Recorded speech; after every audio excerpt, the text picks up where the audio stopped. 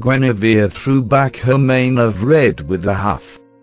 Her eyes closed as she meditated on her evening's training.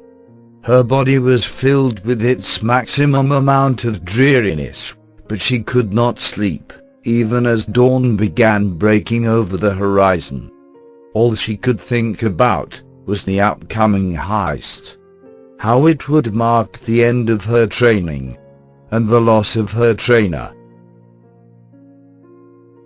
Darkness eventually overtook the city, and with its arrival came Garrett's awakening. The thief stretched and groaned as he recalled what night it was. Orion had been waiting long enough for his book, and Garrett had been waiting long enough for all that coin. Getting to his feet, he was surprised to see his protégé slumped forward in the corner. At first he thought her still asleep, until he heard the soft humming emitting from her person. Guinevere's voice was a few octaves higher than per usual, as she continued to hum and whispered to herself. The situation should have unnerved him, but instead Garrett listened, captivated. While he wasn't exactly afraid, the way she spoke did bother him slightly. He wasn't an expert on any sort of dialect, save the one he was familiar with, but he did know this one. It was pagan. Guinevere? He called to her, snapping her out of whatever meditation she was attempting in order to calm herself for the upcoming job. She brought up her face from her knees and stared intensely at him. Garrett did the same. What are you doing?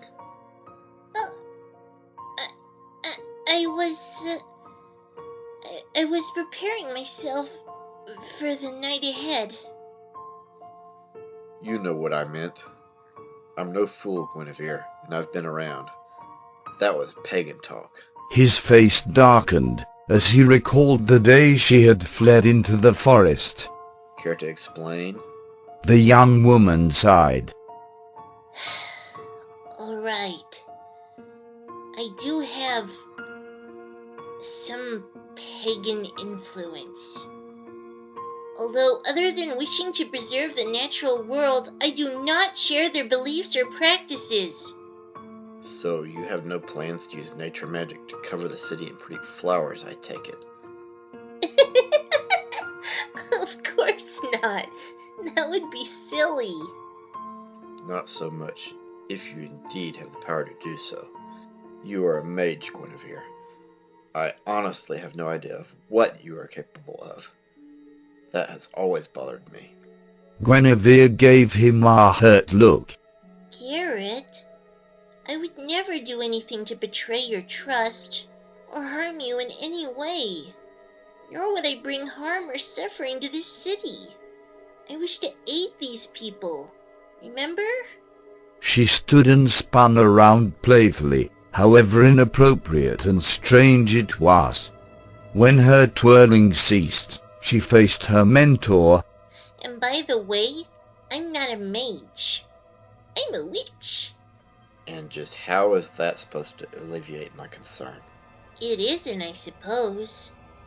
I'm just getting a little annoyed by the term mage. That's all. Is that all? Really?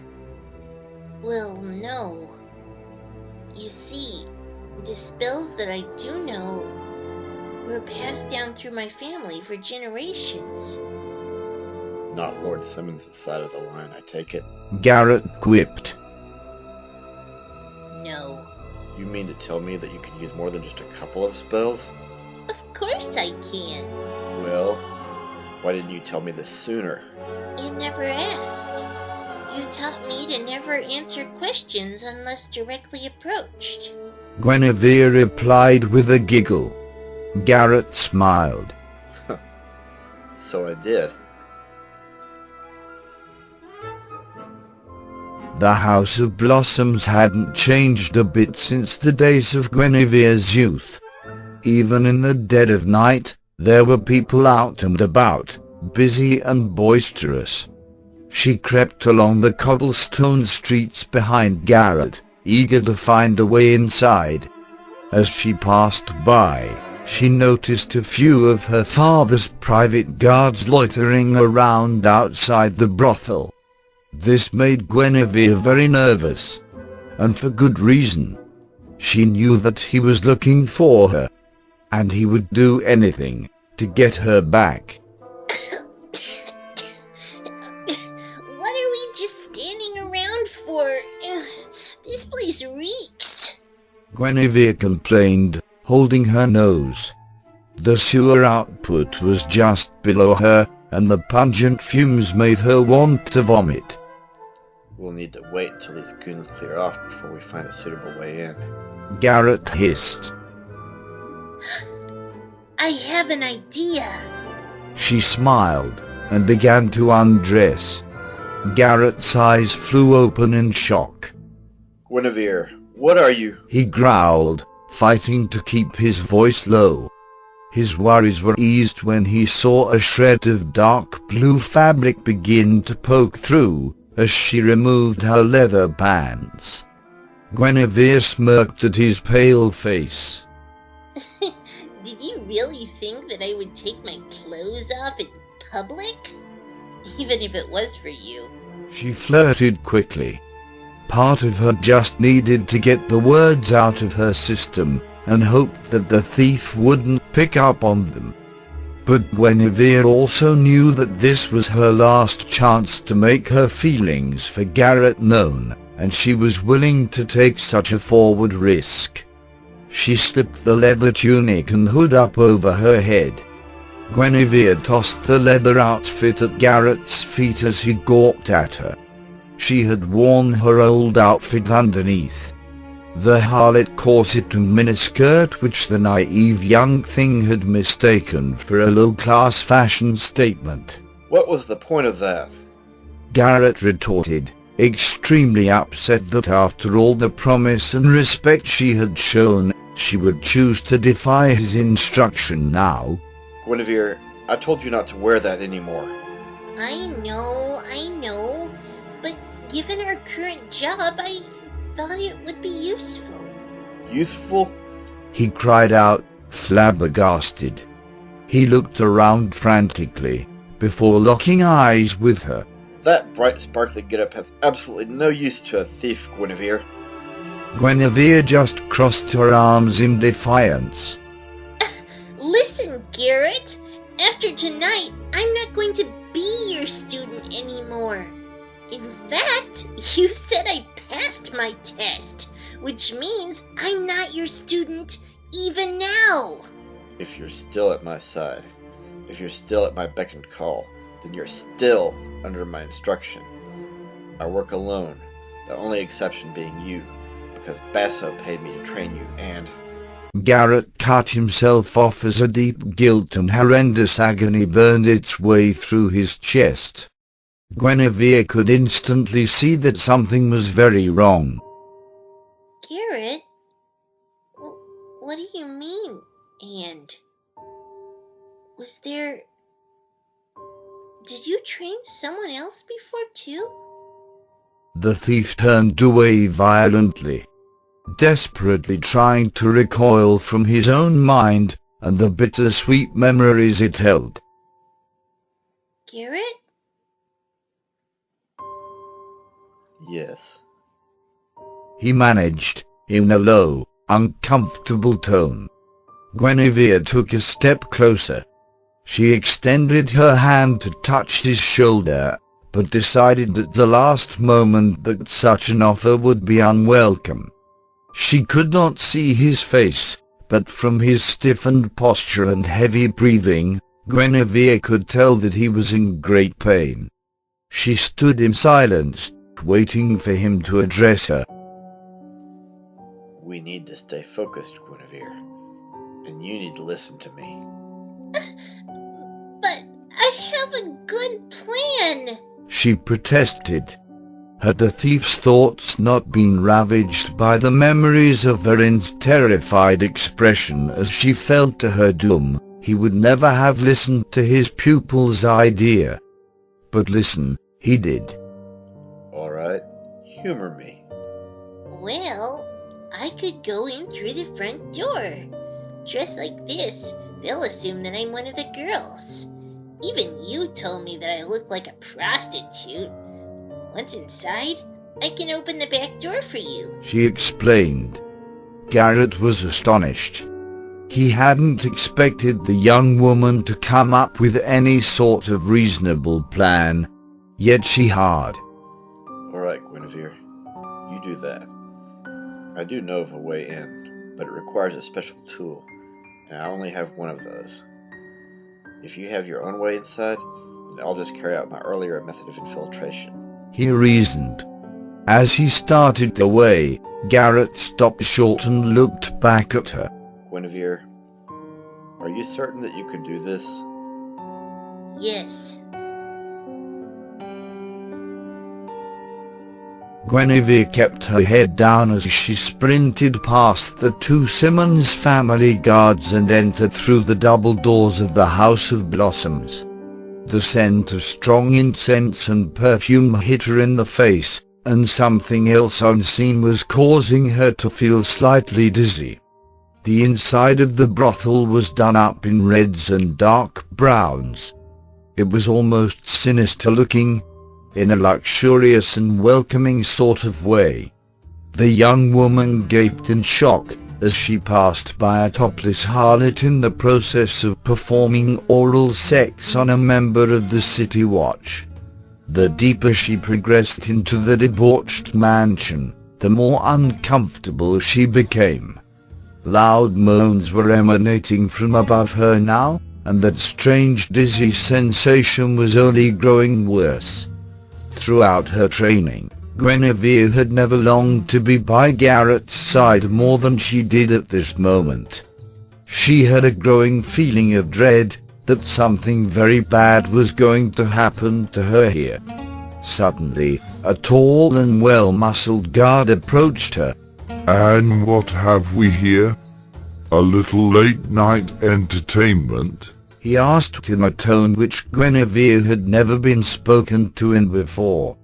He sounded friendly, but also hopeful, as if he wanted something pleasant from her. But what could she possibly offer him? I'm afraid that you must have me confused with someone else. She replied, keeping her head down. This was unexpected. Very few people in her life had been this forward with her. Her heart froze when she suddenly remembered how she was dressed.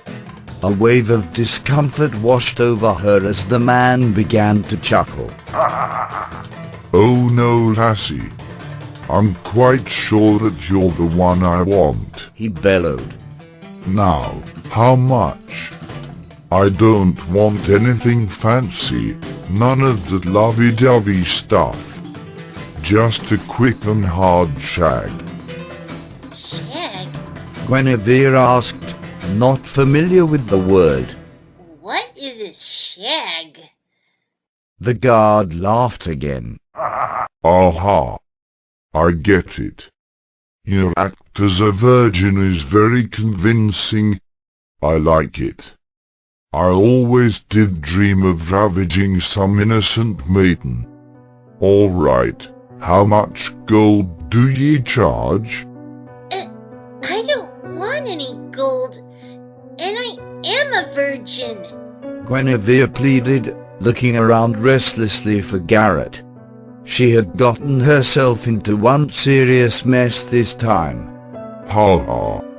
All right, lass. I appreciate the role-playing as much as any other client ye get, but I'm kinda pressed for time. I'm leaving for some overseas training come dawn. I'd like to be with at least one more wench before that happens. It can get pretty lonely out in the middle of nowhere. No. The guard's jovial disposition faded into a hard scowl. What did you just say, whore? Guinevere bravely looked up to meet his gaze. Her green eyes flashed in the darkness like a cat's. I said no. The guard shot her a frightening glare. In one brutal swipe, he grabbed Guinevere's thin arm and squeezed hard.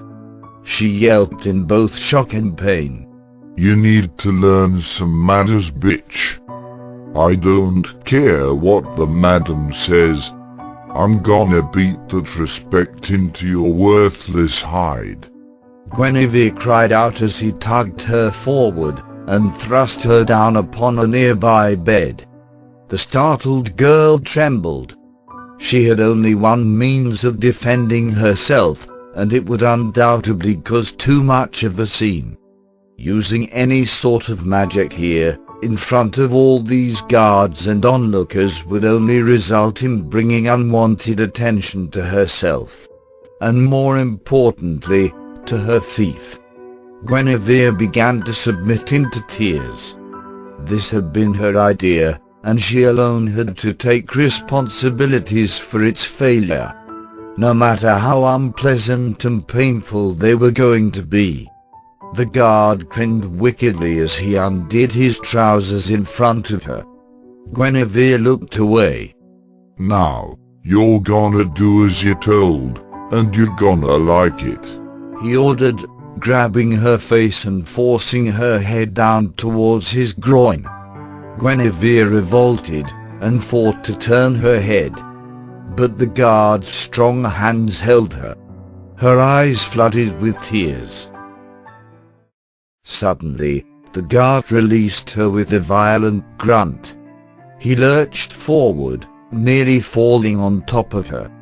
Guinevere rolled to the side and then stared up unblinking into the face of her mentor. Garrett towered above her, blackjack in tow. His eyes were pulsing with rage. Guinevere, are you alright? He asked, with solemn concern. Yes, I think so. The thief extended a hand and helped her from the bed. She looked back at the guard who had nearly raped her, his eyes still wide in shock. Is he... No. I don't kill unless I have no other choice. Garrett turned to face her, giving her a once-over to make sure that she was indeed all right. Guinevere, why did you allow him to get that far with you? Why didn't you defend yourself? His tone was borderline enraged. The thought of what that brute had nearly forced her to do, what he would have done to her afterwards. Guinevere touched his shoulder, her eyes still wide with fear. I didn't want to draw attention to myself. Or to you. Most of my spells are very showy. Except for one, and I need time to prepare it. She explained. From now on, you listen to me. Whether you passed my tests or not, I cannot release you from my teachings until you have learned not to recklessly endanger yourself like this. Garrett panted, his pale face awash with concern. I understand. My plan was foolish, and I apologize. No more risks, Garrett. I promise you. Good. Now let's be on our way. The book we're looking for should be in the madam's chamber. We should move, and quickly,